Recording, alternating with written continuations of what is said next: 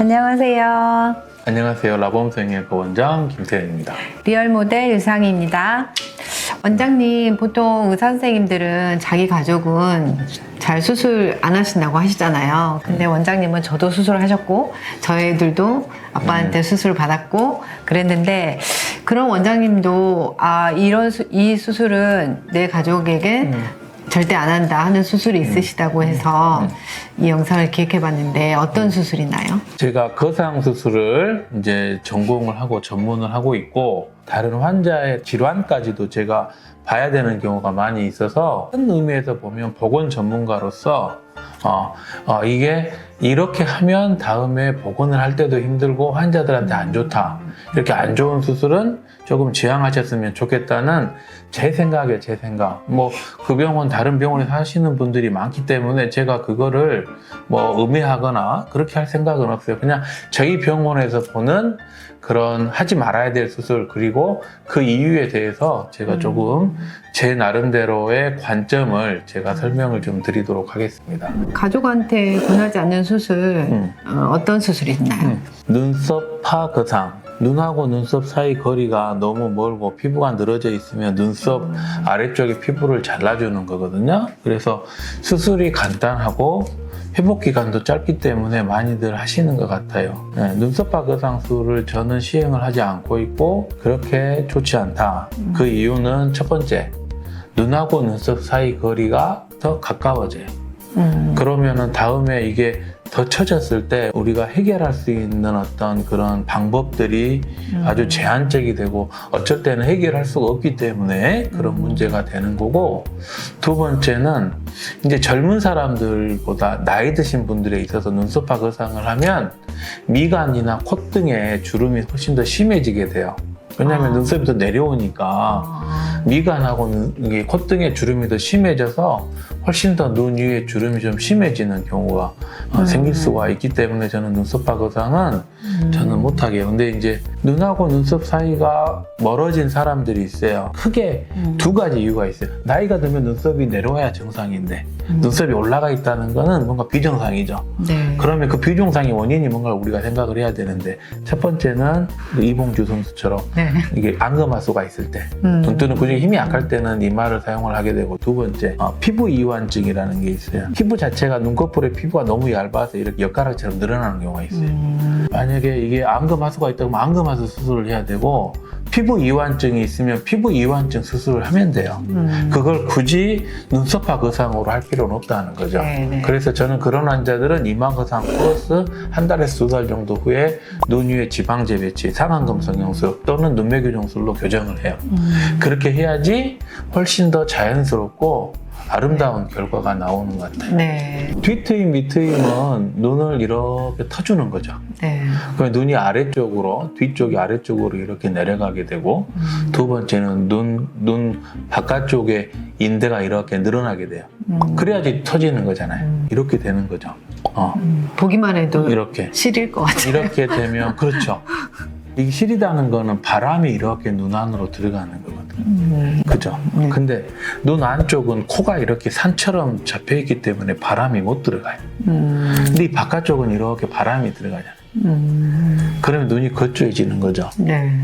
그래서 저희가 그 복원술, 이마 성형술, 이마를 거상을 해서 처진 눈꺼풀을 이렇게 올려주고 나면 눈이 다 누구나 조금씩은 건조해지거든요. 네. 근데 이게 뒤트임이 돼 있으면 굉장히 힘들어요. 그래서 뒤트임, 밑트임은 눈의 건강을 해치는 수술이기 때문에 그거는 정말로 저는 하면 안 된다고 생각을 하고, 안 녹는 필러는 저는 그건 아주 안 좋은 것 같아요. 필러는 녹는 게 있고 안 녹는 게 있잖아요. 네네. 근데 이제 안 녹는 필러의 가장 큰 문제는, 만약에 아테콜이나 스컬투라를 예로 들어볼게요. 아테콜이나 스컬투라? 네.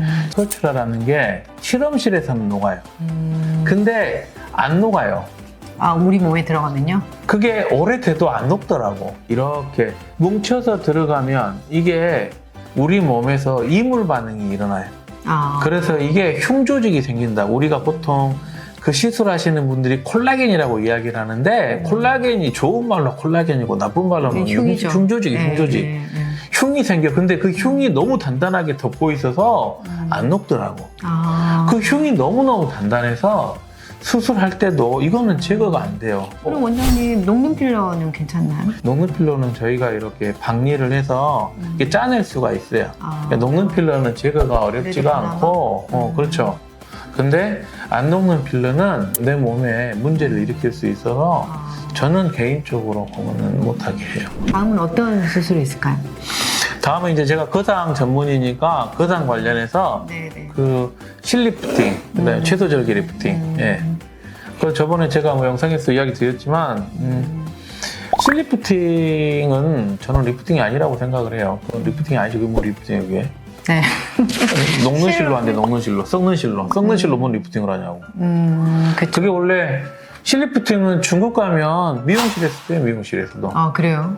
그 비디오 30분 보면 다 할 수 있는 거를 그 내과 의사도 하고 다 해. 그렇게 리프팅이 쉬우면 다 하지. 더 중요한 거는 우리가 의학적으로 생각을 해보자고요. 얼굴의 주름은 3차원으로 쳐지잖아요. 3차원으로. 얼굴이 평면도 아니고 얼굴이 동그란데 동그란 것도 그냥 동그라면 좋은데 어디는 나와 있고 어디는 들어가 있고. 그죠? 그게 그렇게 어렵게 쳐져 있는 거를 실 몇 가닥 또는 최소절개로 한쪽 방향으로만 당긴다? 환자들이 와서 저한테 물어요. 그러니까 다 좋은데 원장님은 90도로 당겨요? 60도로 당겨요? 40도? 이걸 물어보는 데가 그러니까 이야기를 다 드렸어, 저는. 세상에 90도, 60도 이런 건 없어요. 쳐져 있으면 쳐져 있는 거를 쳐진 방향 따라서 이렇게 펴주면서 올려주는 거지. 우리가 노화에 대해서 조금만 이해할 수 있으면 이거는 하면 안 돼요. 이거는 네. 의미가 없어요, 의미가. 그래서 실리프팅은 나아요. 아, 그래요? 네, 넣고 나서 조금 있으면 실 녹아서 없어지고 아무것도 없으니까 실리프팅은 그래도 그나마 나은데 최소절개는 왜 거기에 흉을 내냐고. 그냥 실리프팅 하세요, 실리프팅. 최소절개 이런 거 하지 마시고 꼭 하고 싶으면 실리프팅만 하세요. 그거 아무런 의미 없어요. 여기에 절개 조금 해서 당긴다고 이게 어떻게 올라가요, 이게. 그리고 또 다른 수술이 있나요? 그 다음에 이제 여기 밑으로 내려가서 이제 입꼬리 성형술. 거기 입꼬리 성형술 하고 그 다음에 뭐 인중축소술 여기 이렇게 하는 거. 그거 안 돼요, 그거 안 돼, 그거 안 돼. 네, 안 돼요. 인중축소술은 크게 두 가지 문제가 있는데 첫 번째는 입술 위쪽에 이게 피지선이 많아서 흉이 생길 가능성이 많다. 근데 이제 두 번째, 흉을 없애려고 이 안쪽으로 들어가서 이렇게 인중축소를 해요. 이 안쪽 코 안으로 이렇게 흉을 숨기려고. 이거 더 문제예요. 왜요? 왜냐면은 여기 코에는 여기 턱이 있어요, 턱이. 이 턱이 하느님이 그냥 만들어놨겠어요. 필요하니까 만들어놨지. 공기가 들어갈 때 공기를 한번 걸러주는 거야. 정화장치를 없애는 거예요, 코로 들어가는. 인중축소가 필요하면 할 수 있어. 아주 심하면 그거는 무조건 하지 말라는 게 아니고 그거가 하지 말아야 될 사람들이 하는 게 문제인 거고요. 입꼬리도 마찬가지예요. 근데 차라리 입꼬리도 웃는 연습을 많이 하세요. 아니, 나이 들면 또 이게 내려오지. 내려와요. 왜 내려와? 잇몸. 왜 내려와요? 그것도 그렇지. 잇몸이에요? 이게 볼륨이 감소하니까 입이 쪼그라드니까 내려오는 거야. 어쩔 수 없네요. 그러면은 그거는 안면가상 하면 다 되는데 안면가상 하면 올라가요. 메리오넷이 올라가면서. 근데 메리오넷이 이렇게 되면서 쳐져 있는데 여기를 이렇게 하려고 하면 이 메리오넷 때문에 흉터를 여기서 이렇게 만들어야 되거든. 흉터가 너무너무 보기 싫고 제가 보는 환자의 99%는 입꼬리 성형술 하고 후회하더라고. 그러니까 될 수 있으면 자연스럽게 안 한 것처럼 뭔가를 해야 되니까 응? 입꼬리나 인중축소는 다시 한번 생각을 해보고 좀 조심해서 하셨으면 좋겠다. 네. 마지막으로 한 가지가 더 있으시다고 하셨는데 그건 뭔가요? 이제 리프팅 관련된 건데 간단하게 이야기 드리면 얼굴에 볼륨을 줄이려고 아큐스컬프를 해. 아큐스컬프를 하면 피부 아주 가까이 하긴 힘들어요. 왜냐하면은 피부에 이게 화상을 입기 때문에 문제가 돼. 네, 피부에 구멍이 뚫릴 수도 있고. 그래서 보통은 아큐스컬프를 조금 피부보다 깊게 해요. 자기들은 그거를 뭐라고 하냐면 그러니까 지방인데 좀 깊은 지방을 제거를 한다고 이렇게 하고 있는데 그래서 스마스가 3분의 1로 얇아져 있어요. 그러면 아큐스컬프를 했을 때 볼륨은 작아졌어. 근데 쳐져 있는 거는 우리가 땡기질 않았으니까 남아있잖아요. 그렇죠. 그러니까 아큐스코프를 나이 들어서 쳐졌는데 하면은 볼륨은 없어지고 쳐진 것만 남으니까 더 할머니가 돼요. 네. 그래서 환자들이 아큐스코프 하고 나서 나 진짜 이게 너무 힘들었다고 하는 사람들이 분들 많아요. 봤어요. 네. 아큐스코프는 첫 번째 스마스를 녹여서 안 좋고, 두 번째는 아큐스코프가 리프팅이 될 수는 없어요.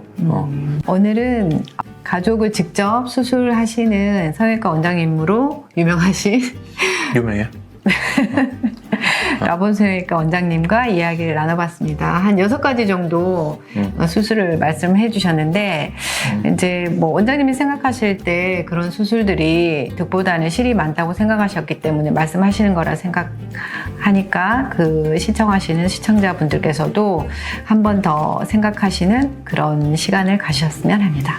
구독 좋아요. 부탁드립니다.